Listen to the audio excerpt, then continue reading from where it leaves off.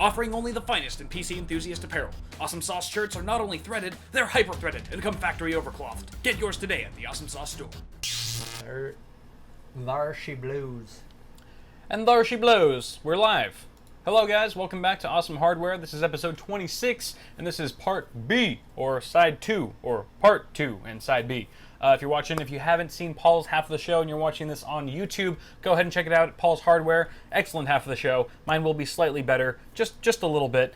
So thank God you're here. It's going to be an awesome show. You will be so glad that you tuned in. Let me tell you. First off, announcements. Go ahead and be sure to buy a shirt or a mug from Paul's store or a nice shirt from my store. You're moving so quickly, Kyle. Oh, sorry. Should I slow down? No, so I'm just amped. I'm pumped. You are. You're very excited. Oh, because you need to show the. Okay, of course. I want to show these things. Okay. All right. Let me move on to the first announcement. No, we got it. Okay, we got it. Stores. Buy a shirt from AwesomeSauceNetwork.com/store. Any of these? Or from Paul'sHardware.net.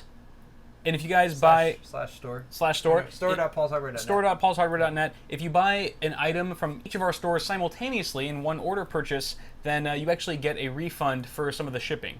So it's a combined order type of thing. You don't have to pay double the shipping necessarily. It all comes together. It all comes together. So nice incentive to support both of us independently, as well as save some money at the same time. Are you okay? Are you okay? Just Chrome tabs are flying everywhere. Chrome tabs! Okay. So another announcement is that I'm now married. So Kyle's married. I'm off the market. Hey, cheers. Sorry, ladies and gentlemen. Cheers to Kyle getting married. Hey, thank you. His wife's gonna make him a sandwich. She literally is. That's She's what like, she what's for dinner? She's like, sandwiches. I'm like, that's why I married her. You don't have to tell her to make sandwiches. She just makes them. She just does them on her own. So it's a beautiful thing. Marriage, here we go. And I'm forever changed. For the better, hopefully.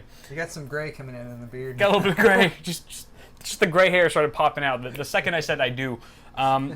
Also, I forgot to mention this, if you buy a shirt from either, or if you buy a piece of merchandise from either Paul or my store, you will get a nice Johnson shout out from the respective person you bought from. Yes, you will. And if you buy from both of us, you get a double Johnson, which is like it's like the unicorn of the show. And you get a shipping refund. I did mention that, yes. Oh, did you already say that? I did. Okay. So all good things can come from picking up something from our stores. But let's get right down to it with some tech news, assuming that Paul is clicking away and ready to open up those tabs, those Chrome tabs. Virtually there. Virtually. All right. So will he be there in reality? Find out next time on Awesome Hardware. Okay. let's just dive right into it here. Look, hey, first story of the day on my half of the show is the GTX 950, which comes out August 20th, which is this Thursday, mind you. Just days away now. If you're watching this on YouTube, it's just one day away. Or so the rumor goes. So the rumor goes. I mean, this is all speculation, but it's pretty. We have no idea. I mean, I'm pretty sure that who knows? It could be totally false. But at any rate, videocards.com has posted some specs about this card.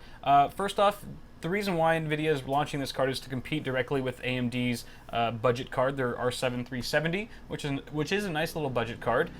So obviously they want to fill that price point. It's just under the GTX 960. I'm going to estimate that it's going to be around $150 just based on the price of the R7 370, that is. And there's a couple a reasonable assumption. Reasonable assumption. Of course, nothing is quite confirmed yet until this card actually launches, but I'm going to just give you guys a basic rundown of what we think this card is going to be comprised of. So first off, it's got a 28 nanometer GM206-250 GPU at its core. Now, keep in mind the 960 uses the same GPU, but not a cut-down version. So the 950 basically uses a cut-down GPU, which has one of the SMX shader cores disabled. So it's got like 75% of the GPU compute cores. That's right. So your 960 has. So you're actually only going to be getting 768 CUDA cores, as opposed to the Which, if it costs $150, would be 75% of the cost of the 960. That makes no sense, then. No, this should be on your next conspiracy theory segment. Right. It's a conspiracy. It's all connected. So just diving right into the specs. Base clock of 1089 megahertz. Boost clock of 1266. Pretty nice boost clock there. Memory clock is 1652 megahertz with a bus width of 128 bit.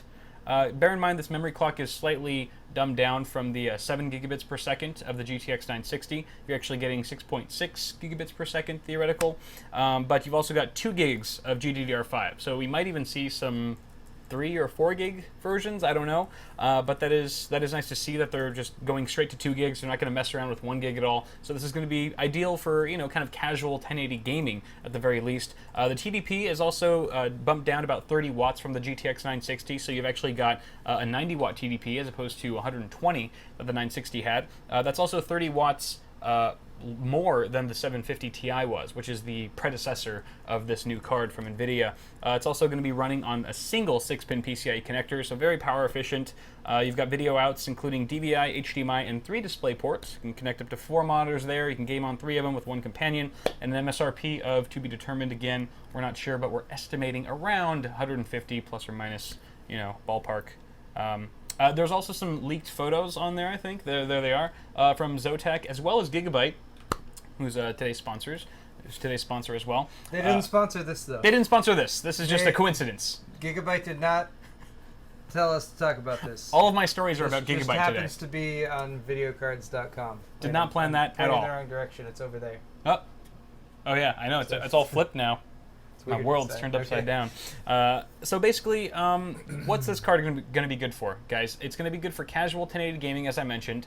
If you're interested in building a little HTPC on a budget, it could prove useful for that, especially because a lot of these cards are going to be coming in a small form factor length, right? So you're going to be seeing, you know, cards that are, you know, 6 to 8 inches long as opposed to the typical 10, 11, 12 that we're seeing with higher end cards. So if you've got a smaller case, you want to put it nice and pretty in the living room or something like that, or if you're limited on desk space and you're not a hardcore gamer that's playing at resolutions higher than 1080, this might be a good solution. So stay tuned for that. Maybe Paul or I will have some samples to show you guys in the next coming week or so.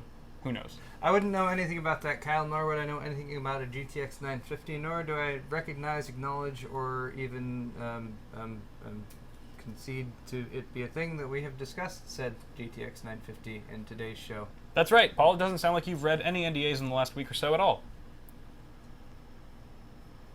Moving on. Our next story comes from... Is this a PC Per article? Yes, it is. PC Perspective...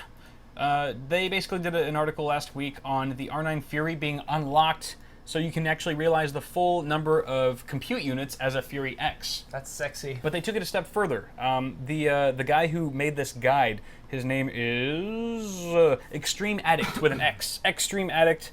So he's from the HW bot, hardware bot. Yeah, forums. the hardware bot forums, which is notoriously known for posting really high world record kind of numbers and metrics and that sort of thing for benchmarking video cards and CPUs and things like that. But he basically posted in the forums this in-depth guide to unlocking your Fury card, your R9 Fury. This wire mod he's got going on. Yes, here. it's very technical stuff. It's not for the faint of heart, and they tell you that in this article. But basically, what he's done is he's unlocked the full potential of the Fury to enable the same number of compute units as a Fury X, and he takes it a step further by actually cooling it on LN2 and seeing what kind of 3D Mark numbers he can actually achieve with that.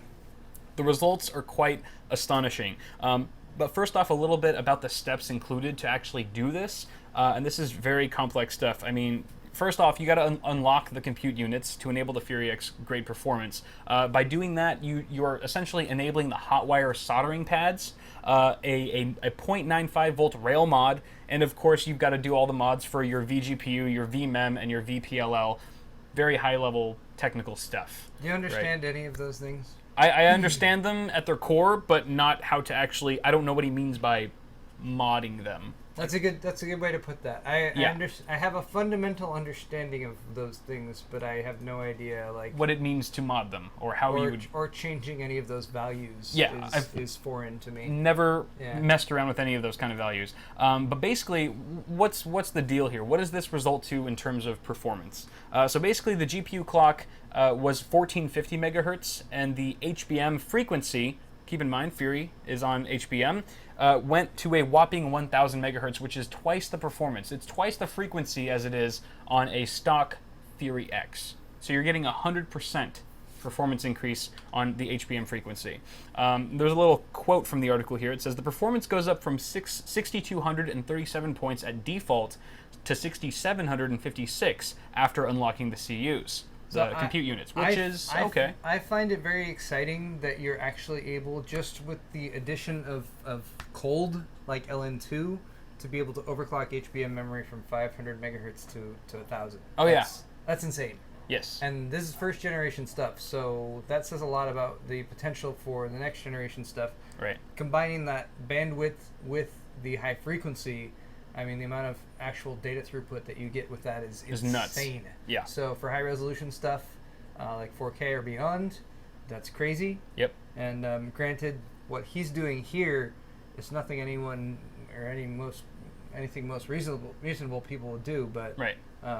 It's still showing perhaps some of the potential that's available in these cards. Yeah.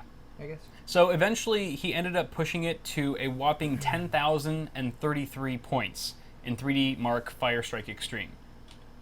That's insane. That's right there. That's like a good 4,000 points more than a Fury X at stock frequency.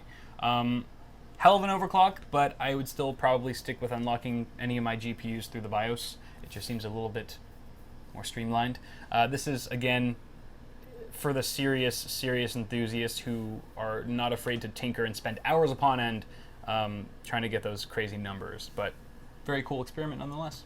I think it's pretty cool. Absolutely. All right, moving on to my next story. We're going to fire through these. Samsung, you might have heard. I think this was, I don't know if this was an IDF, but it was announced at some other convention that I didn't write down. They are to release their 16 terabyte SSD in 2016, early 2016. This is at the Flash Memory Summit. The Flash Memory Summit, of course. Which is extremely prestigious, and like well only known. like Jay-Z was there. Jay's 2 cents? Jay's 2 cents was, he was invited, but he couldn't make it for he had family. They thought he had was Jay-Z. family problems. Yes. No, the Flash Memory Summit is something that I and probably 5 other people are interested in. Yeah.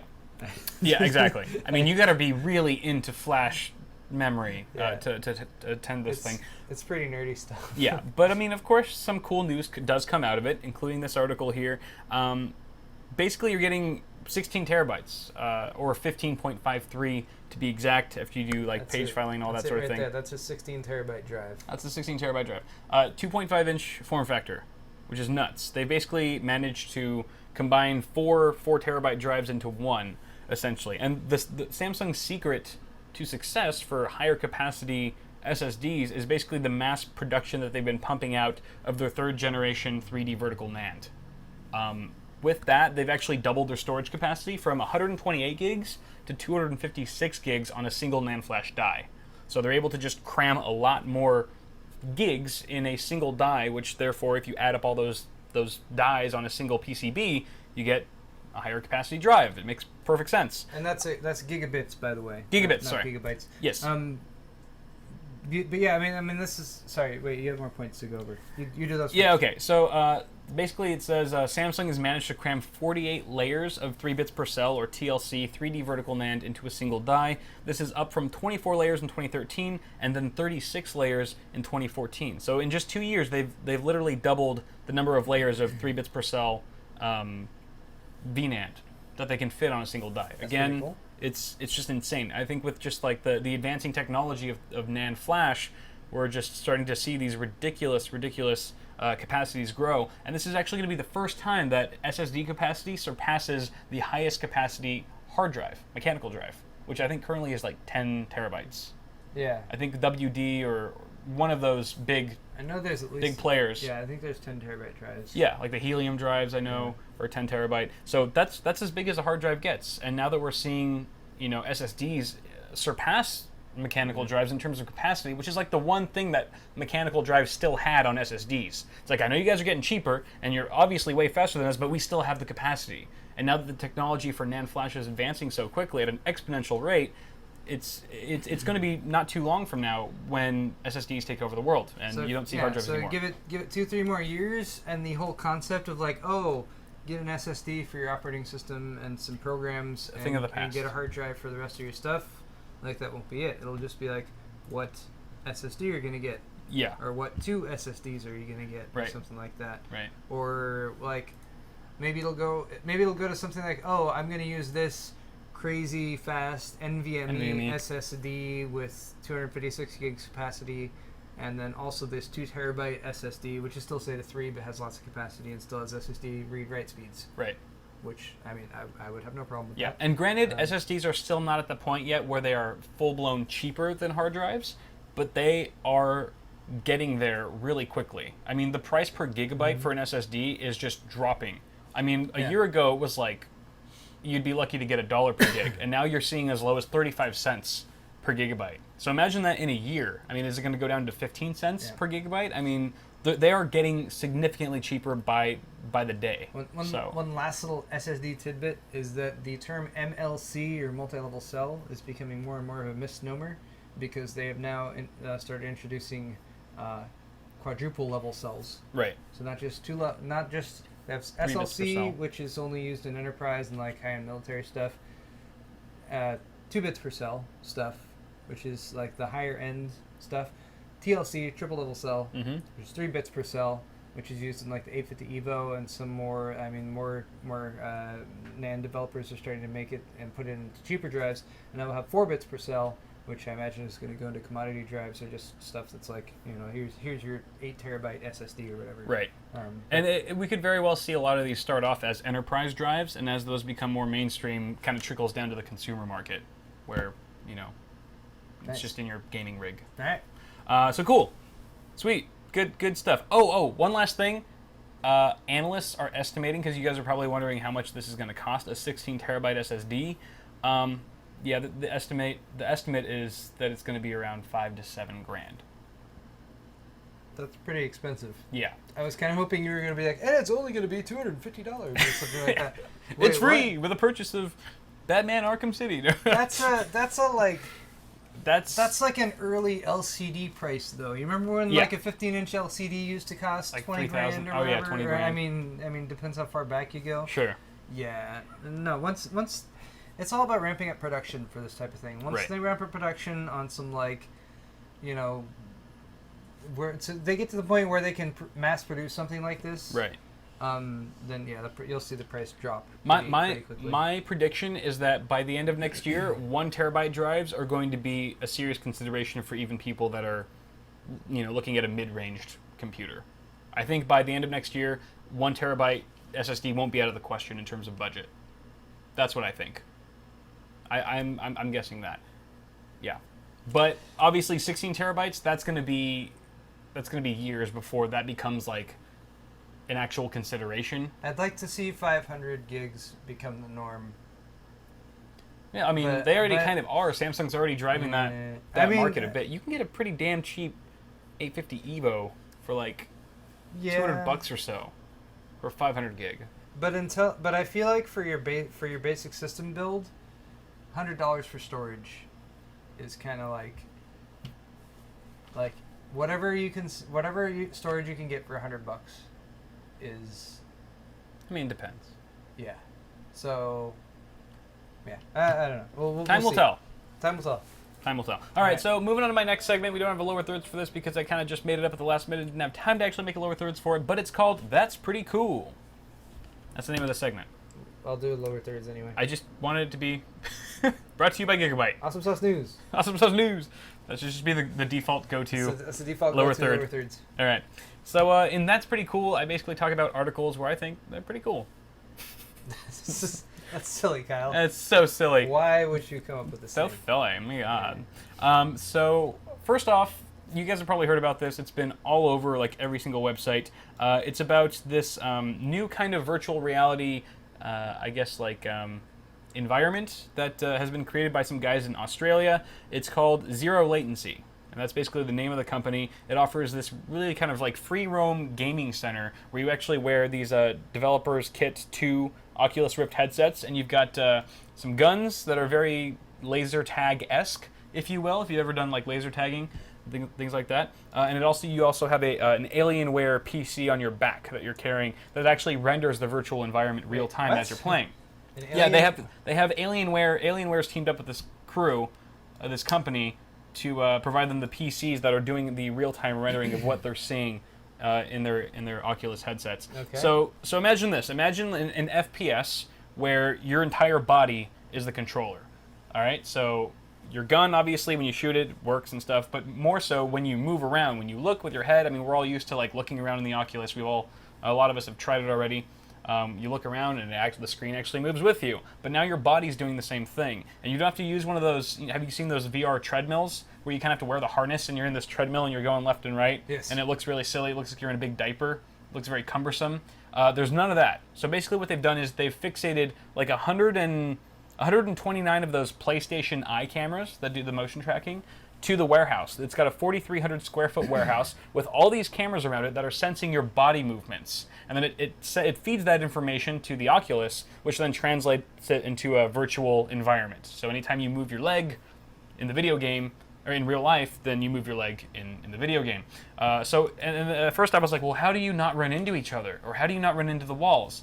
But the environment is actually the same, relative size as the warehouse that you're in. So you can see the other people. You can see the other people, so you know not to run into them. And you can see the outer walls or the fences of the environment, the virtual environment that you're in, so you know not to actually run into like the concrete wall that's in the physical warehouse. It's really cool. If you want to run the video, go for it. It gives you a little bit of an idea of what I'm actually talking about. Just another more details about this thing. It's a 1-hour experience that you can play with either 4 or 6 players. I'm guessing it's co-op based. It's a zombie shooter. So you're rolling around this, apocalyptic town or whatever, and you're shooting zombies and stuff in the head. So I'm guessing it's a co-op. There probably is some kind of a, PvP type mode. I'm not sure. But it's $65 a person, which is somewhat reasonable, I guess, for the experience. I'm sure that's not too bad. For 1 hour. For 1 hour. I mean, okay. It's kind of like an experience that you can't really find elsewhere. So yeah, I feel like $65 is pretty fair. That's USD, of course. But yeah, I mean, this is the future of gaming, I think. At least, but the thing is, I don't know how they're going to do this in your house. Yeah. Do you know what I mean? Because this is a huge 4,300 square foot warehouse we're talking about. So obviously you can roam the environment freely and you actually feel like you're running. Like if you got to run away from zombies, you can run like, 2,000 square feet or 2,000 feet before you hit a wall or something like that. You can't do that in your house. So I'm wondering, is this like the future of laser tag? Is it? I don't know. Are you asking me this question? It's not really like it's kind of rhetorical, I guess. Okay. I'm not really expecting a good answer from anyone, but it's just an interesting concept. But I don't know where it's gonna go. You know what I mean? Because I think it only works when you actually have a huge space, like you're on several acres of land where you can actually be immersed in this kind of gameplay. Yeah. But the fact that they're doing it is kind of cool. Well, I mean, I think when it comes to something like this, it really comes down to accessibility, and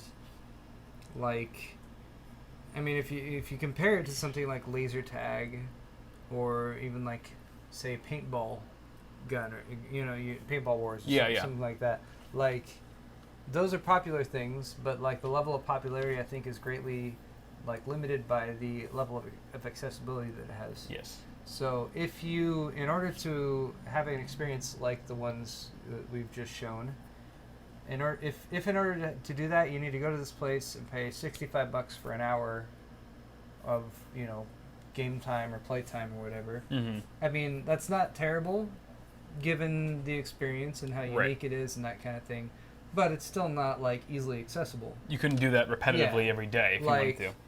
That's equivalent to a full day of a lift ticket for snowboarding or something like that, or a full day, at an amusement park or something like that. Or watching 5 movies at the movie theater. Yeah, it's a little bit more expensive than your typical thing. So and it's the first of its kind, so that makes sense. So I agree. I look forward to gaming advancing to this level of immersion. Right. But like you said, I'm also looking at what's holding people back from setting up something like this in their home.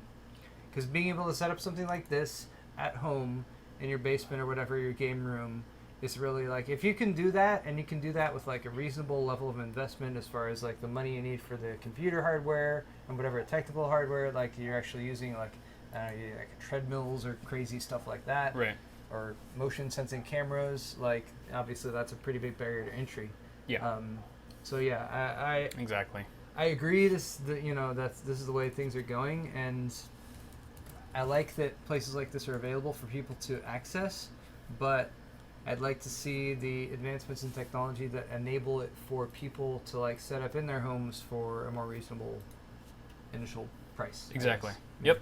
That's something that we're going to have to look forward to and see how they actually play that. All right. How they play those cards.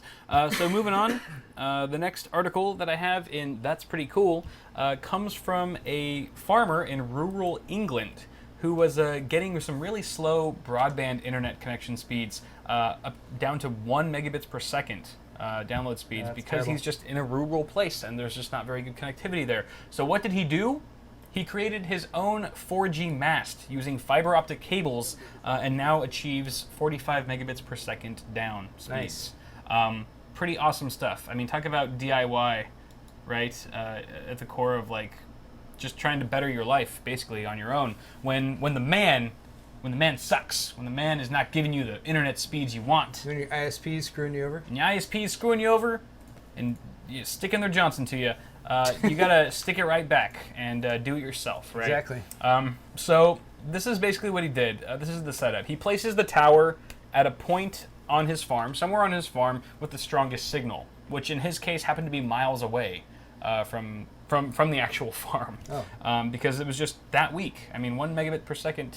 That's pretty sad. So he found a place that he was able to post this tower, and then within it contains a waterproof battery, so it is weatherproof. It's got solar panels, so it can run pretty much at all hours of the day, just feeds off the sun, a 4G receiver, and the necessary equipment, of course, to actually send signals along that optic fiber. Then he runs a cable from the tower to his house. He actually dug a trench all the way from the tower to his house, and then ran the cable into the trench, and then buried it, covered it up. See, that's commitment there. Very much so. I mean, the things that people will do for internet, I don't blame them. I could not live without it. And then from his house, he's got a router that converts the signal from the fiber into a regular Wi-Fi or LAN signal, and that's voila, how he's got pretty baller download speeds now. Oh, cool. And he's actually turned this into a business for other businesses that live in rural areas who get really crappy internet speeds and they have no other options. They're just shit out of luck. He's charging anywhere from $1,500 to $3,000, depending on the complexity of the location, how big of a trench he needs to build, how far away the tower is from the actual business. All those little factors will go into the consideration of the cost. But pretty sweet stuff. He's a farmer and an IT technician. That's an interesting like cross section of jobs there. Right? I feel like they're kind of on other ends of the spectrum, kind of far apart from each other, but there you have it. So wow, cool. That's pretty cool. That is pretty cool, Cal. Yeah. And then finally, the last article that I have for this segment involves some good old GTA 5, which we haven't talked about in a minute. This is a new mod that comes from Julio NIB, a professional modder who's done a lot of other cool mods. Basically, it's the Iron Man HulkBuster. If you guys are familiar with the comic series, when the Hulk comes to destroy the world and tear up everything, Iron Man builds a HulkBuster suit to kind of combat him. And now you can play as Tony Stark in the HulkBuster outfitted with all the bells and whistles. Things that you can do in it are, other than like super strength, you can actually pick up, carry, and throw cars around the city, which is always fun. I would be pissed off if you couldn't do that. Yeah, I know, right? I mean, it seems like that's a given. That's like the first thing that I would try. It's a big explosion. Exactly. You can explode things. You can fly. You can also target enemies on the ground while you're in midair, while you're flying around, and that actually gives you a burst of speed. And then it also allows you to do like kind of like a radius impact landing. So when you land, like all the cars around you blow up and people go flying. It's all very theatric. You also have the repulsor beams. What would the Iron Man suit, any Iron Man suit, be without those repulsor beams coming out of your hands? You can do a one-handed or two-handed repulsor beam, or you can have a repulsor come straight out of your chest, of course. And then you've also got the ability to fire things like homing missiles, darts, and a machine gun, of course, because who doesn't like machine guns? There's also instructions on how to install this mod. It can get very complicated. There's a pretty good guide that I think I've linked as well in the show doc. Yeah, so install that at your own risk. Obviously, I don't guarantee that any mods that we talk about on this show are not going to be ridden or riddled with viruses or malware or things like that. Everything that you do that's outside of the game, technically, outside of the official developer's hands, is at your own risk. So, you heard it here. Just pointing that out. Just pointing that out. Okay. But that's pretty cool, I thought. So I thought I'd talk about it. And next, why don't we go to our sponsor spot of the week? It is a sponsor spot time, isn't it, Kyle? Our sponsor this week is Gigabyte. La-dee-da-dee-da. This is their Z170X-Gaming 7 motherboard. We talked about this a little bit on Paul's half of the show. We pointed out some of the main features on the board itself, as well as did a quick little unboxing. But what we didn't show you were all the included accessories. You're right. We didn't, Kyle. Which who doesn't like accessories? We should show people that right now. You gotta accessorize, brother. Let me tell you. I have this camera here. Wait, Got to accessorize. All right, so I'm going to get the board out. Here's a quick look at the board for those of you who don't watch Paul's half of the show because it sucks. Oh, look, I have a hair in my nose. Ew. Stop it. Oh, sorry. You can't sabotage my show like that. No, I'm not. All right. Here's a look at the board. Very sexy. You've got a white, red, and black color scheme going on. It kind of looks like a transformer in a way. It does look a lot like a transformer. It's very like a gamery aesthetic, like very aggressively angled. It's got a lot of sharp edges to it. I don't know how to explain it, but do you think people would be mad that it doesn't transform? It'll transform your computer. That is true. Into a better one. To a Z170 based computer. Totes me goats. So I'm gonna put this aside for now. Make sure that it doesn't get destroyed. And let's just dive right into these accessories here. I/O shield, yes, I/O shield, and it's also got that LED feature, so it actually does light up when the system's powered on. So if you are having a hard time looking at what port you're actually plugging into, it lights up. I don't know what color it lights up though. It's That's blue. the question. Is it blue? The lighting in here is blue, and then this is kind of like a bright pink. Okay. Yeah, they've used this a few times before as far as the lighting up goes. Right. If you don't like the way it lights up, you gotta unplug it. Because it's not for everyone, I'll be honest. Yeah. You just don't plug it in, and yes. it doesn't light up. Yeah. Yep. Next up, we've got some port plugs for your video outputs on your motherboard. It looks like so. If you they're dust defenders. Ah, there you go. Yep, there you go. You've also got what looks to be a... What is this? It's a little adapter for your front panel connectors. So you can plug in, your power reset LED and all that kind of crap into here and then plug that into your motherboard. It makes it a little bit easier to kind of get in there, just for expedited building, I suppose. Very nice. Got a ribbon-style SLI bridge. Looks like it might be up to a triple if you're doing... all super close together. That should fit. Like getting cozy. Any two-way configuration. Any two-way configuration at all. And look at this. You've got 4 SATA cables, 2 straight and 2 right angle. But look, they're silver-ish. These are interesting. This is the first type of SATA data cable that I've seen from Gigabyte that look like this, or from any major motherboard manufacturer. Isn't that interesting? Those are pretty cool, actually. I like them. They don't look like as tacky as they might look on video. Yeah. Like they actually look pretty cool. They're kind of silvery, very unique looking. And I think that just adds to the transformer theme, don't you think? You're right. It's very mechanical. But I'm glad that they've included 4 of those as well. You've also got your user's manual. That's important. And your free complimentary coaster. Beautiful. For all of your important drinks. As well as a multilingual installation guide. Multilingual. English ain't your thing. Don't worry about it. You also got a nice little do not disturb. You've got to enter on one side. It's Heroes of the Storm is kind of one of the proud sponsors of Gigabyte for this launch, and you've got a do not disturb version. Are you a cunning linguist, Kyle? That's why my wife married me. And then last but not least, you've got this exclusive BlizzCon motherboard. Heroes of the Storm. What is this? Heroes of the Storm? Is this a game code? I don't know. Should I be covering up anything here? Experience Heroes of the Storm. Log on, and you can... Oh, it's just to register your product? Apparently... It's a contest. Apparently it's a contest, and you can play Heroes of the Storm. Right. So cool. Those are all the things that come included with the Z170X-Gaming 7 motherboard. Let's get one more look at that motherboard, Kyle. Yes, of course. Of course, why don't we? Wait, where is that? It's over here.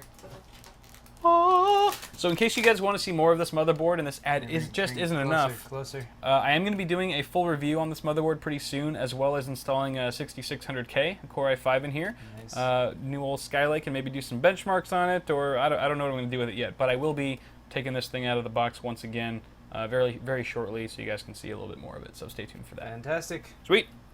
So endeth the sponsor spot. Endeth. Sponsor spot. Sponsor spot. Yay. Okay. You know what we should ask people? If they love us. We have some more Gigabyte sponsor spots coming up. So what products would you like to see us Good question. show you for the sponsor spots? Show you. Because I'll be honest, we have shown you all of the recent Gigabyte hardware that we currently have. Right. So But if you tell us what yeah. you want to see, we can go to Gigabyte and be like, hey, give us this, and we'll show it to you. yeah, and then we'll show you whether it's like I don't know. All the only Skylake processors that are out are the high-end ones.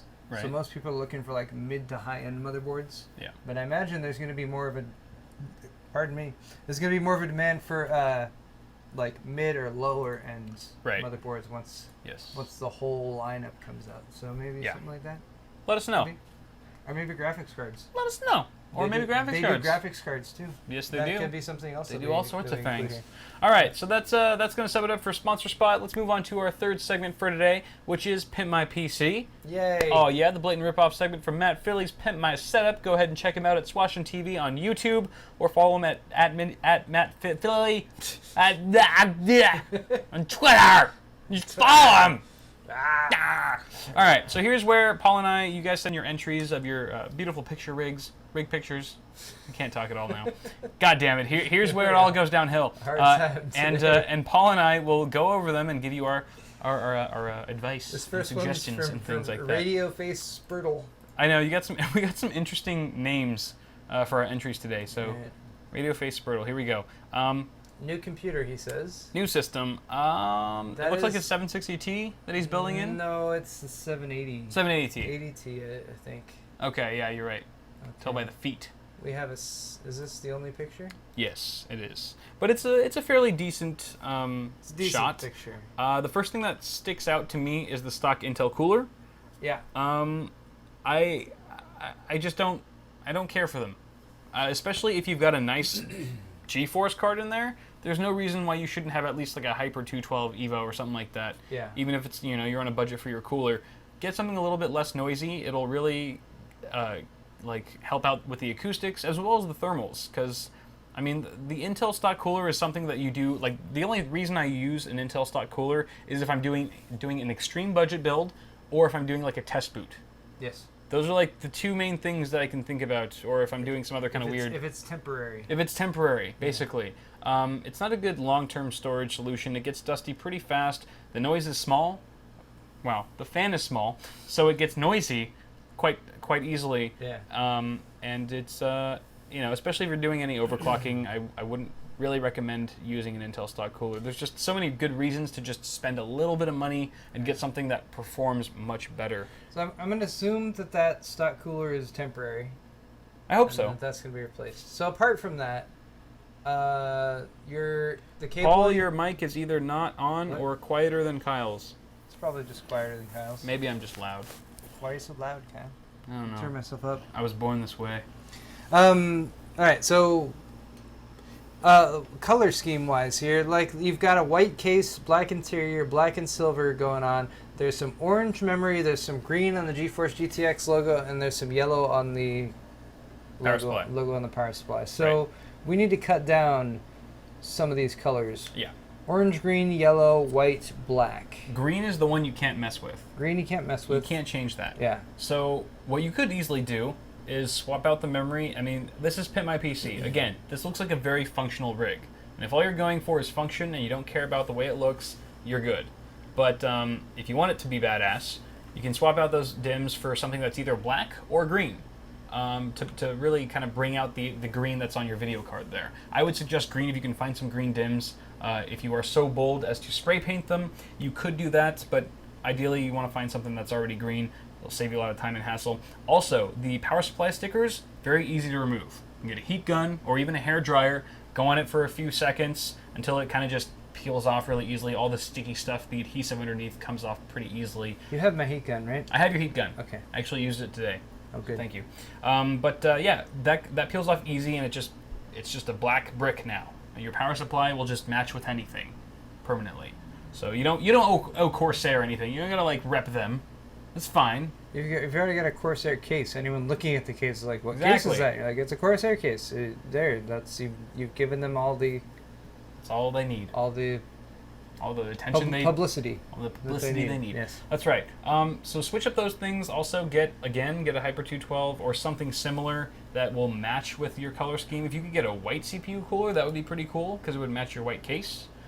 So if you could do like a white, black, and green build, That'd be cool. which I've built before in the past, and they look awesome. And get some green LEDs to boot, because I think that will just really tie everything together and give a nice light glow. The Bitphoenix Alchemy 2.0 strips, the magnetic ones, are an outstanding choice. They have a really nice green LED strip that is supposed to be more akin to the NVIDIA green than the traditional, forest green type stuff. But that is my recommendation. That's what I would say. Okay. Yeah. Next up, Totes. All right. Flabby Waffles. I told you the names in this one are weird.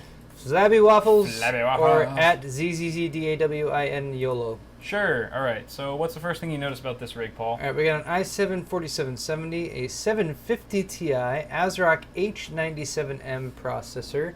It's processor. H97M Pro 4 motherboard, Dual Roswell processors. 700M 700 watt power supply, RaidMax Hyperion Case. That's probably the case. case. Which I've never seen that case before. Okay, so first glance looks pretty clean. Yeah. Chaw. There's your cable management and drives area on the other side of that case. Also looks pretty clean. What an interesting case. I've never seen this case before. Yeah, But it it's looks the RaidMax Hyperion. So, not bad. all right, we're Flabby Waffles, you've officially stumped Paul dead in his tracks. no, it's one of those builds where I'm looking at the parts and I'm thinking, you got a 750 Ti, which is on the low end Yeah. when it comes to GPUs. But a high-end CPU. 4770, which is pretty high end, especially if you bought it before Devil's Canyon launched. That was the next to highest end CPU outside of the enthusiast level for Intel. Overkill power supply. So that seems a little unbalanced. The power supply, I mean, it's a Roswell, so who knows? Well, Should have got a 1,000 watt. I don't know. Roswell Catch does on some, fire. Roswell makes some decent power supplies. Which one is this anyway? Their power supplies have been on fire lately. Wait, it says Roswell power supply, and then there's a Silverstone logo on it. Liar. That's interesting. For sure. Interesting, Flabby Waffles. Maybe he put that doesn't look stock though. It looks like he put it on there. Yeah, maybe that's a custom job, I guess. Okay, so initial visual inspection, the only thing that really stands out to me is that power supply cable and the blast of color from it.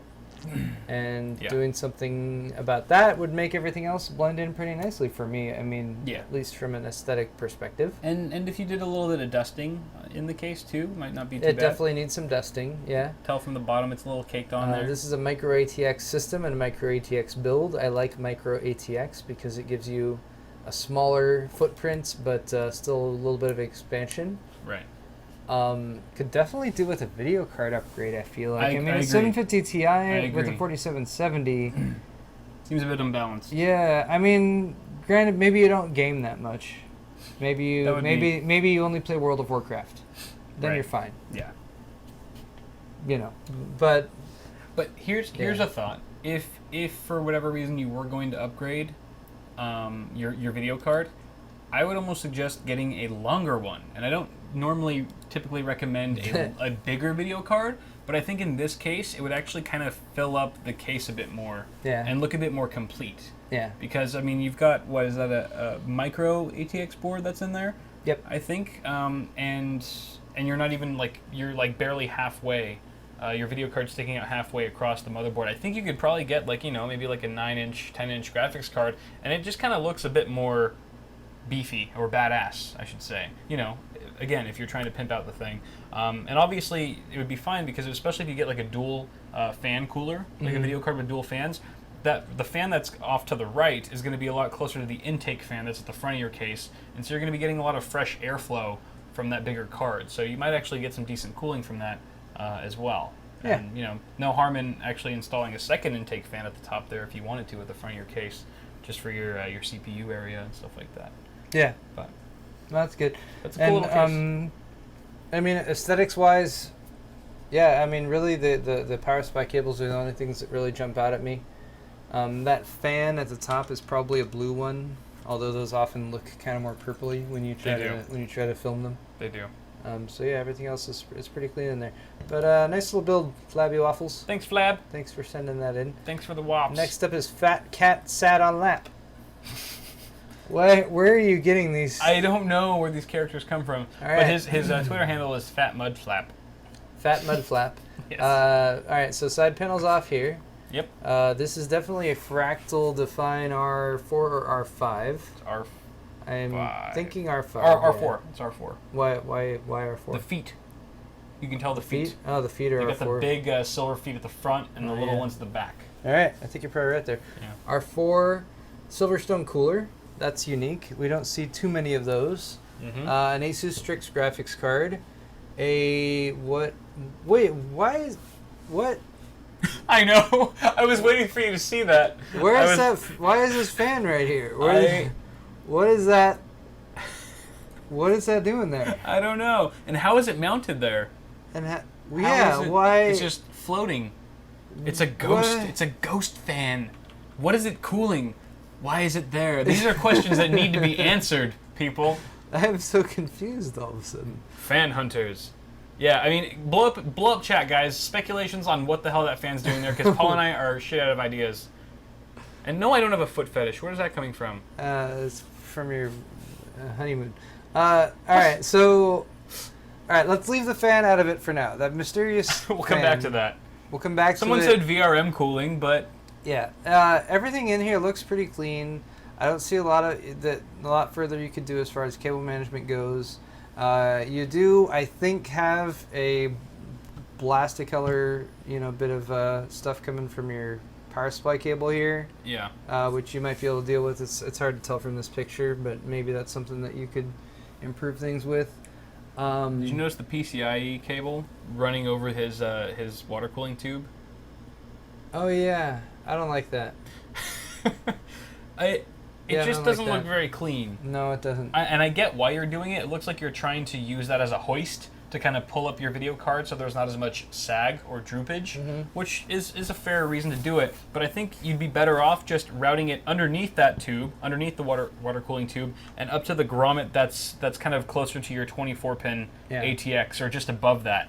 Right, so I think you can just kind of string it directly to that upper grommet. I have recommended running PCI Express graphics cables up through other orifices in the case in order to provide them with a little bit more support. So you're not doing a bad thing there, but yeah, looping around that cable is definitely, I'd say, good call, Kyle. That's probably the thing that stands out to me the most as far as doesn't look right with this. Right. Other than that fan, but even the fan, I mean, it doesn't seem out of place. It's not color-wise. It's not out of there. It's just. I mean, the fact that it's angled, I think, looks kind of odd. Like it's kind of it's like a hanging picture. Yeah. Right. Like a unbalanced picture that's crooked. And again, people were saying it's to cool the VRM, and okay, I get that. I understand. You probably get maybe a couple degrees lower temps on your VRM, but. I mean, is it really worth it? I mean, are you noticing a performance increase in your system? Is that performance increase worth the kind of aesthetic compromise that you've had to make by having that fan there? If you are trying to pimp it out and make it look clean overall. According to a few people in chat, including Super Cookie, and sorry, there's somebody else, but I think I lost them. They're saying this is an AMD build. Right. And that maybe it's a high, maybe it's a really high frequency overclock system with like a 9590 or an 8350 that's really that they've really juiced. Yeah. In which case, I mean, if you noticed, if you're able to get more performance by putting that fan there, then 100% go for it. Leave that shit there. Don't listen to us. Although I will say, what I would have tried before that, if I was getting really high temps on my VRM because it's a really highly overclocked AMD flagship CPU, is I would probably flip that rear exhaust fan to intake. Okay. And I would see how that worked first, because then you've got direct airflow going over the VRM and then being exhausted directly up at the top of your case, and just seeing how that works out. Because you basically right now you have negative air pressure. You've got 3 exhaust fans. I'm assuming that rear one's exhaust. Yeah. And you've got only 2 intakes. Granted, those might be 140s, and you might have 3 120s as your exhaust.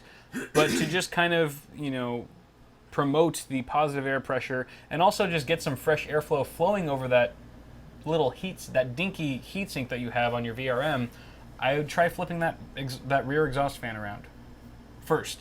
And if the hot temp still persists, then maybe there's a reason for that little fan there. That's possible, that could help, but oftentimes there's no getting around the actual direct pressure, which you can only get with a fan right up against something like a heatsink.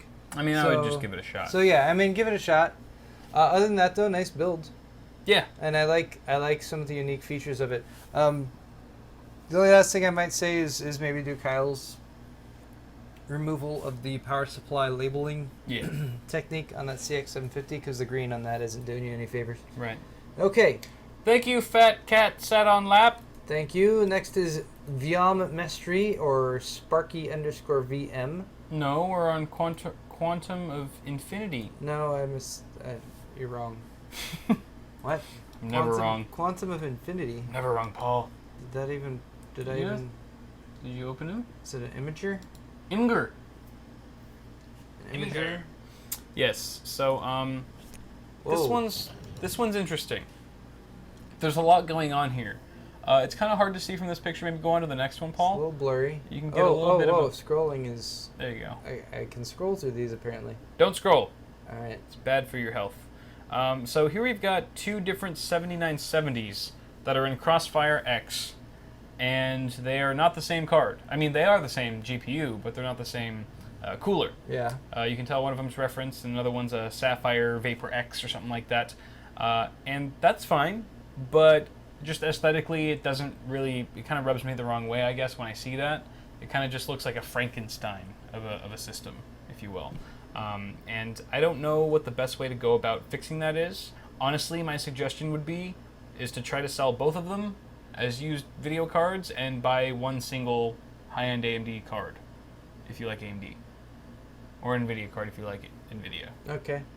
I mean, you can still get a decent amount. You can still sell both of those and get enough money to buy a decent single GPU card, I think, these days. You can get a 970, or you can get maybe a 390X or 380X. Whoa. What? Oh. The flash. The picture where the flash is on and everything's actually in focus. Pretty intense. And the LED lights aren't blocking everything out is oh wow. Yeah. Basically, this thing needs a makeover, like a full-blown makeover, from the video cards to the RAM and the motherboard. The video card, the power supply looks like it hasn't been dusted in months. Yeah. Honestly, you might just need to start fresh. You might need to pull everything out and then clean everything and then reinstall it. But also make some changes as you're reinstalling certain components. That's what I would do, because at this point your cable management is so haywire that it's almost impossible to kind of rewire with all the other components in. I mean, he's got an Asus Zonar DX sound card in there. Probably underneath in between the video cards, maybe. Yeah, it's in between the video cards. You can see the little power. Oh yeah, he does. Yeah, but I don't know. Everything's so dirty in here that I would just take everything out and give it a really deep clean, and then figure out which parts you want to keep and which ones you don't. It's an interesting color scheme too, because you've got these GPUs that are red and black, the power supply's red and black, the cooler's red and black, but you've got a yellow motherboard what with case blue. Is this? It's a Cooler Master something. CPU It's an older Cooler motherboard Master side case. cast, he has Cooler Master half 932. He has 14 terabytes of storage in here. Holy shit. Oh, it's a half 932? I guess so. There's so much vertical space above the motherboard here. Yeah. Did the 932 really have that much? There's a... Oh, because you can fit an extra power supply up there in this case. Oh, right. If you want to. Wow. I would get a new case. Yeah, I mean, the 932 was a really good performer for its day, but you're right. It's dated. It's dated. Anything where the interior isn't painted, Yeah. it really shows its age, and it's hard to make it look good. And that could be a reason why your cable management looks a bit messy, is because cases back then, as solid as they were for their time, didn't have the same kind of cable routing options. Yeah. They didn't have like that many well-placed rubber grommets like they do now. They didn't have as much room behind the motherboard tray. Things have come a long way since then. So I think your hardware still looks pretty legit. I think you just need a new case to kind of complement that. So Yeah. that'd be a good start, I think. Yeah, I agree about the new case. I mean, the 7970s in two-way crossfire probably do a pretty damn good job performance-wise. Yeah. It's like if you got a new case and you reinstalled everything into it and you rewired everything up with some attention to detail with the cable management, then from there we could say where to go next. Yeah. I mean, I feel like there's just so many steps to getting this to be looking good that it's hard to say exactly what you should do. Here's where you start. You buy a new case, you uninstall all the guts of this system, and you clean every component. You hand clean every single component and then reinstall it into the new case. I don't even care if your cable management looks as bad as it does now. It's going to look 1,000 times better. Clean components, new case. I agree. And probably get like a decent mid-tower. You don't need to go full tower. Obviously, you're not even utilizing all the space that's in this case, so I don't know. Get something like in the $100 range. There's a lot of good options. Maybe the Master Case 5. Master Case 5 would be a great solution. option. Yeah. If you want to find out more about that, go ahead and watch Paul's video on it. I did post a video on that today. Indeed, he did. Thanks for the plugging that, Kyle. You know, that's what I'm here for, brother. Of course. All right. Next up is Sparky. Sparky. Yes. Right. Yes. Viom Mestri or Sparky _ Viom Mestri. It's French. He has Pimp My PC. That's how you say Sparky in French. As well as an Imager link. Maybe I should go to that. All right. So what do we got here? Wow, lots of pictures. You guys are getting really detailed with your pictures. I like it. I do. This is a really nice shot. This first one here. I mean, this is... Take notes, guys. If you guys are sending in your pictures for Pimp My PC and we haven't been picking them, it's because your pictures suck or because your rig is already perfect and there's nothing we can critique. This is a great example of how your rig should look in the picture. Very well lit, side panel off, front straightforward shot, not like a sexy angle shot, like a 45 degree, you know, just like facing the CPU cooler and like underneath the video card. It should just be like a side profile. Also, the system is on, so we can see all the LEDs. The system is on. And everything. If you want to do, you can do you know, on and off. You can send us both. But okay, so this is a Corsair RM650 power supply. You're building in a Phantom Force 410. Jesus, from NZXT. You've got an Asus M5A97LE R2.0. You've got an FX 8350 CPU from AMD. A Hyper 212 Evo, very nice cooler. G.Skill Ripjaws X 4 GB by 2, so you've got 8 gigs of memory in there. With a Sapphire Vapor X R280X overclocked tricks. Samsung 840 Evo, 120 gig, and hard drives. Okay. So, where do we start here, Paul? Kind of curious how that 840 Evo is mounted. Double-sided tape, Velcro, magnetic. Yeah, something like that. Something like that. That's going up on top of that hard drive mount. I like it. I like it. I like it.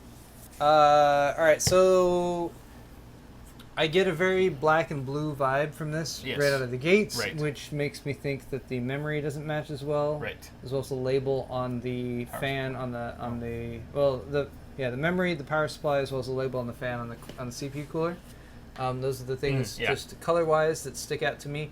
The motherboard is that sort of brown finish PCB. on the PCB. There's nothing to be done about that aside from getting a new motherboard, which may or may not be practical. So it's not terrible. If everything else is black, blue, I think it blends in okay. Yeah. But other than that, your cable management's looking pretty good. Yeah. You've got a few kind of loose cables hanging here and there, but I think they're mainly for like LEDs and stuff like that. Right. Which don't look too bad. There's so many pictures here. Let's scan through some more of them. Yes. There it is with some blue LEDs lit up. The blue LEDs actually wash out some of the color from the yellow. True. On the power supply and the fans, at least in these pictures. So that's good. Yeah. There's a little bit better shot of the VaporX graphics card. And I guess his power supply isn't too much of an issue because you can see this with the side panel window on. You don't see any of that. Oh yeah. I mean, you're only looking at the CPU section pretty much. This is the same case my wife has actually. The orange, black, the Halloween build I always call it. Yeah, except she has one with the orange trim. The jack-o'-lantern. You should call it the jack-o'-lantern. I'll try. I'll see how she responds to that. Do or do not. Do or do not. There is no try. Oh wait, wrong. Too far. All around a solid build, man. I like it. It looks good. Yeah, I think the memory is what stands out the most to me. Yep. The memory and the power supply label. Easy fixes. Yeah. Both. Definitely. Well, I mean the memory is just different memory. Right. I would get some Vengeance. Something like the Corsair Vengeance, their blue memory matches the blue on that motherboard perfectly. It's kind of that lighter baby blue. It's not like the true ocean blue that your LEDs are, but I think if you had to match something, I would rather match the motherboard than the LEDs because the LEDs are going to create the same tint on everything. Do you know what I mean? So look, just listen to me. He's even got his parts. Just listen to me, damn it. Shown here. Cool. I agree. Good Thank you, Biom Mestri. Biom Mestri. Weird names today, man. All right. Weird names. And then we've got iFreakTZ. I don't know, man. Not sure about these characters. So first thing that stood out to me, this is the only picture that he sent in. Good picture, by the way. Was the cable management looks a little bit chaotic, I guess, especially towards the power supply and the bottom of your motherboard. Things are going kind of all over the place. I feel like at the bottom of your motherboard, some of those cables could be routed on that leftmost grommet that you've got there. I agree. Instead of routing all the way across, and just being able to tidy up the power supply cables and putting them through that bottom, I don't even know if it's a grommet, it just looks like an opening. I think it's just an opening that's by the power supply. Shoving a lot of those cables in there instead of routing them behind the motherboard tray, like behind I see that you've got it looks like the ATX cable maybe is routing behind the drive cage there, when maybe you could possibly just route it into that little hole that's next to the power supply. That might help you out a bit. You've also got kind of a mixture of power cables. So you've got your 24 pin in black, you've got your PCIe in red. I think black would be the way to go. I think having both of those in black. So this is sleeved extensions. This is one of the earlier EVGA Supernova power supplies. And the PCIe came in red. All of the PEG connectors were red for reasons no one can seem to explain. That's like, no, they're still doing that. It's still that way? The Nova 1000 watt that I have in the Pink Panther build came with red PCIe cables. Oh god. But everything else is black. So thank God I had extensions, otherwise this. Okay. So I don't know what the reason for that is, like Paul said, but if you can get some black sleeve extensions there, I would also get them for the 24 pin as well, just because you can tell the difference in material. If you've got like a fabric sleeved extension, you can tell that looks very different than the kind of glossy, rubbery cable of your 24 pin. Yeah. So kind of matching the materials as well is a good call. Cable management around the CPU cooler could be a bit improved. Looks like you've got your Corsair Link or like your fan cables coming from that CPU cooler, kind of routing around the corner of your motherboard, which looks kind of interesting. Yeah, that would be better to go all the way behind the motherboard tray if possible. Yeah. Excuse me. This is one of those builds that I look at though, and I'm like, all the core components here seem to work out for me. I mean, you don't have anything that's like glaringly like, oh, you need to actually swap out that component entirely. Right. Even the reference design GTX graphics card that's there, whether that's a 780 or a 980 or whatever it happens to be, doesn't stand out too much because everything else is so obviously red and black. Yes, exactly. It's only when you introduce that third color somewhere else where it really becomes. So this is a build that could really be saved or made many times better aesthetically by some cable management and some extensions. Yes. Yep. If you're not familiar on how to do that, I have a pretty good cable management tutorial you can check out on my channel. He does. So thank you very much for sending that in. I Freak TZ. I think we've got one more, which is from Saint Arts Flow. Saint Arts Flow. I have not understood any of these names so far. Okay. Today, but Saint's Art Flow sends in his rig. This is his old PC from 2009. It's his old one. Very similar to one that I helped my neighbor build. Super old. to quad core. X4 630. Yeah. An ATI Radeon HD 4350 graphics card. Yes. But then he recently upgraded. Massive upgrade. To this. Yes. What's the first thing that sticks out to you, Paul? Oh, that power supply. Yes. Exactly. The power supply. I mean, it might be just from another build. It's a Newton. Lying around. It's a Newton 1000-watt power supply. That is exactly the same. Yeah, it comes in 2 different flavors. Oh, you have beef. Yeah. You have beef with that power supply. I have the black one. You got beef with it. Only if you want to sleeve it. You guys have bad blood. I mean... Don't sleeve it, whatever you do. Yeah. I would not recommend sleeving a power supply that was not fully modular and one-to-one cables on both sides of the modular plugs at this point. Yeah. Having gone through that before, it's just... Right.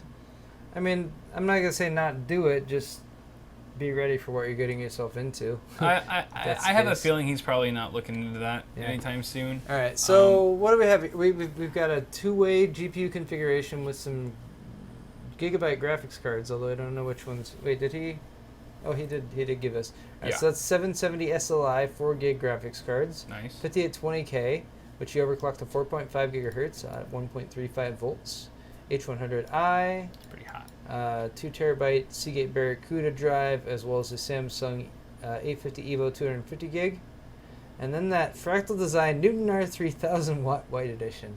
That's the thing that just sticks out like a sore thumb. Yeah. Because it just really, the power supply shouldn't be the first thing that people look at when they see your system, and it was for me. Like I look down and I go, what is that white blotch, that white patch in the bottom left corner? Yep.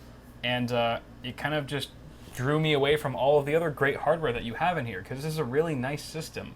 And honestly, if that power supply, if you had gone with the black version, I would have no problems, and this would be many steps closer to looking really nice. Even your cable management isn't too bad. I mean, you're kind of using all the right grommets. If you wanted to tidy it up a little bit more, you could actually zip tie all of the cables that are going into a specific grommet. So all the cables that are going into that top grommet right there, you could zip tie them up with a black zip tie, and so that it looks like one continuous, one thicker cable going in, as opposed to your 24-pin ATX, and then you've got your 2, whatever those are, fan connectors. I don't know what the hell that is, but just to make things a little bit cleaner, you could use zip ties. Zip ties are your friends, not just for the back side behind your motherboard tray, but for the front side as well. And you can arrange them so that they look pretty stealthy and they don't stand out too much, especially black on black, like it would be here. Also, is this a grommet? It looks like you've got this. There's this cable coming from your power supply that goes all the way to the right of that rightmost cutout, that cable routing cutout. And I feel like you could route that into the rubber grommet that's nearest to your power supply instead of having it travel such a far distance before disappearing behind your motherboard. I think that would just make it a little bit cleaner as well. But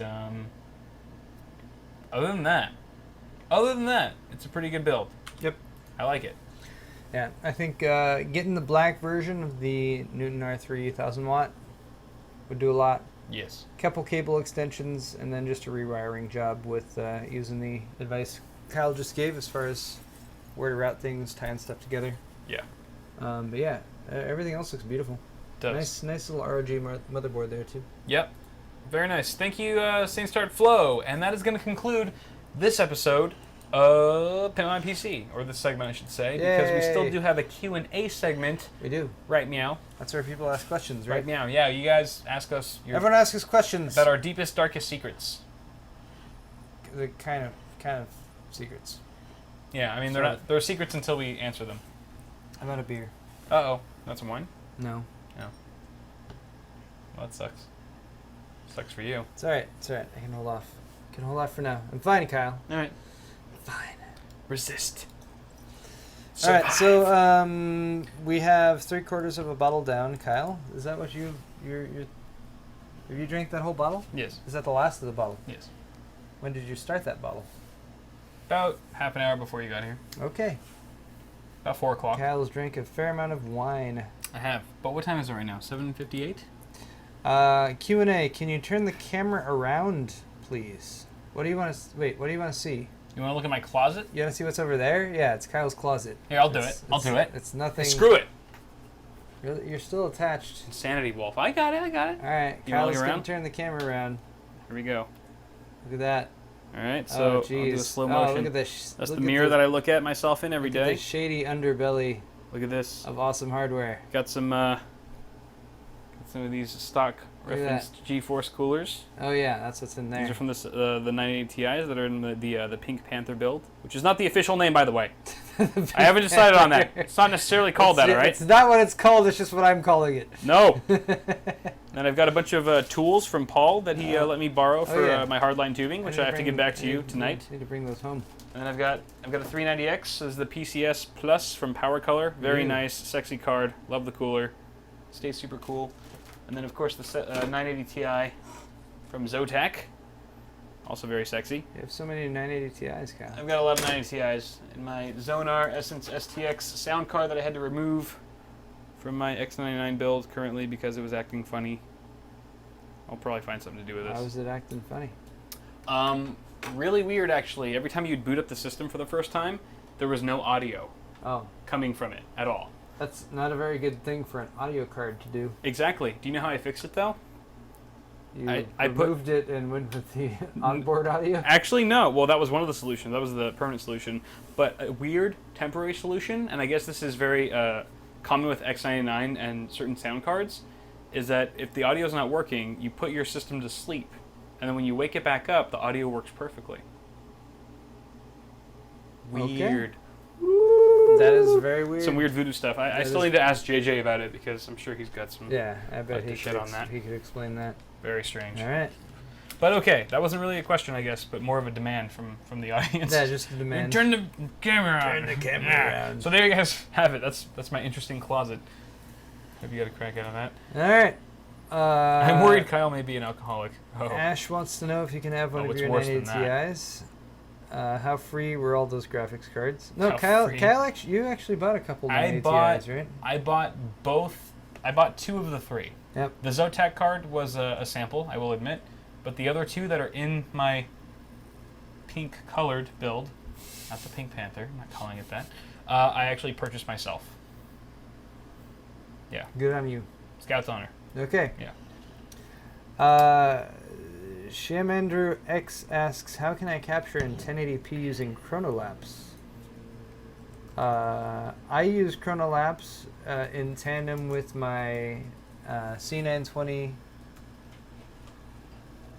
webcam, just like this one. And I don't know what version you have, but as long as you have administrator access, and you that can be an issue, make sure you launch the application with administrator access. You should be able to capture, at least with the C920, up to like 2500 by 1200-ish, or something like that. You can get pretty high resolution. It's just you're limited to like 3 frames per second or something. Yeah. So it's really only good for time lapses or that kind of thing. What is he saying? What's going on with the monitor behind me? Someone said, what's going on with the monitor behind you, Kyle? I do not know. Asked the Pope89. Oh, that might be Flux. Oh, is Flux messing with that? Flux is a software that adjusts the color temperature of your monitor to match the ambient lighting, whether it's daytime or nighttime, so that it reduces eye strain for when you're gaming or whatever for long periods, or just browsing. So it probably was just starting to like warm the color temperature to make it more less fluorescent. Eddie Cazares asks, should I upgrade from my i7 4770K to run with my Titan X cars? Alright, so I'm thinking you're asking about project cars, and you have a Titan X and a 4770K. No, don't upgrade. You're fine. You're fine. You're good. People have like they're addicted to upgrades. I mean, if you're addicted And to I kind of am upgrades, too. if you're addicted I to shouldn't upgrades, then talk. upgrade. Yeah. If you can afford it yeah, if you can afford it and still pay your bills and all that. and still get your bills paid, and you like upgrading, then upgrade. Yeah. I mean, even if it's been a year or 2 years or 3 years, and you know it's not going to get you that much more performance, but if it's what you like to do, then do it. If it's your hobby. I mean, yeah. it's not an unhealthy hobby. It's not like you're buying loads of child porn or something. Exactly. You're just buying a video card. There's no child porn involved. No, at It's all. just a graphics card. That's right. It's not graphic, but it is a graphics card.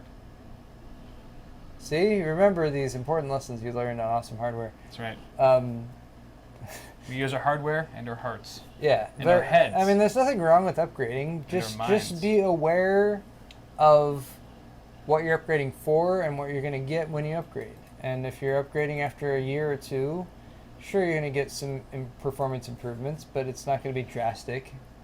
And it's not going to be like somebody who's like, my system is 6 or 7 years old, should I upgrade? Then it's like, yes, you should upgrade because you're going to see a vast improvement. But Right. yeah, there's nothing wrong with upgrading every year or two. Yeah. It just means you're an enthusiast. Yes. Okay. Beautiful. We're being told that you should just accept that it's called the Pink Panther I build. will not accept. I What do is not want it to be the Pink what is the Pink best Panther. GPU for 1080p? That's a good question. It depends. It depends on what games you're playing. An R9 380 It's such is a a hard really good question, option. Or a GTX 960, also a very good though. option. Theory X. Fury X. Yeah. You're going high end. All right. We should probably cut this off though, Kyle. All right, let's we've already do it. gotten a little bit late. We are both hungry. It is way past our Yeah, dinner food. times. We do need to regenerate with some food and sustenance. Before we do the after party, right? Yes, we are. We're going to have an after party. We're going to be playing some games. I'm feeling some Rocket League, man. I haven't played Rocket League in a freaking minute. I'm down for that. Yeah, okay. So, guys, stay tuned. We'll be back in maybe an hour and a half to 2 hours. I know it's a little bit late, but for those of you night owls who are going to be joining us, we are going to be playing some games, so stay tuned for that on our respective Twitch channels, of course. Twitch.tv/Paul's Hardware, Twitch.tv/Awesome Sauce Network. We will be there. And we'll be updating Twitters and stuff to let you know, guys, exactly when we're going to start that. I'm excited. Exactly. Very excited. Yes. So we're going to go eat now. Thank you guys for watching. Thanks, everyone. Stay tuned for I'm supposed to end the show after now, party. aren't I? Yes, you're supposed to click stop, and then we're going to stop streaming. Okay, I'm going to stop streaming. I'm going to be talking, you're going to just We're cut me gonna off. and we You're count gonna cut me down off in the 5, middle of the sentence. 4,